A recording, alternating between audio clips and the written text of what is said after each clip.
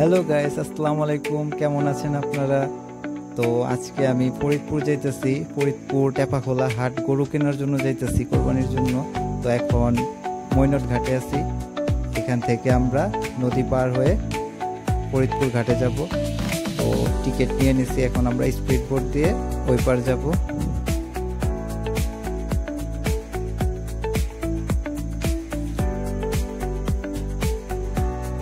Speed boat একটা ছেড়ে দিছে, ওইটাতে 18 জন প্যাসেঞ্জার হয়ে গেছে।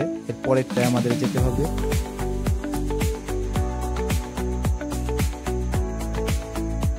একটা চলে গেল, এর পরেরটায় আমরা যাব। কিছুক্ষণ ওয়েট করতে হবে আমাদের এখানে।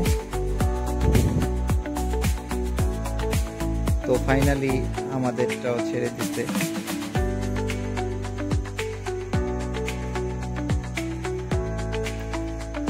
আজকে ওয়েদারটা মেঘলা মেঘলা ভাব আকাশে।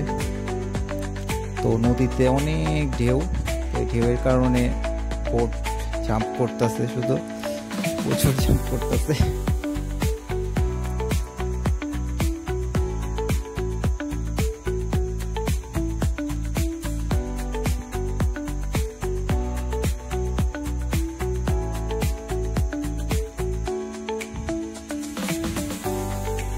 অনেক বড় একটা চর জাগছে পদ্মা নদীর মাঝে। অনেক চর জাগছে, কিন্তু এটা সবচাইতে বড়, অনেক বড়। এটা অনেক বড় একটা চর, মাছের ট্রলার যাইতেছে। আজকে ওয়েদারটা অনেক ভালো, মেঘলা মেঘলা ভাব। তো এই ওয়েদারে নদীতে ঘোরার মজা আলাদা। তো ফাইনালি আমরা হাটে পৌঁছে গেছি।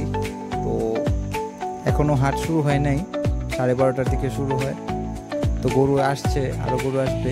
তো গরু চয়েস করতেছি আমরা দেখা। এখানে দেশি গরু, অস্ট্রেলিয়ান গরু, ইন্ডিয়ান বইলো আছে, সব ধরনের গরু পাওয়া যায় হাটে। ফরিদপুর টেপাখোলা হাট।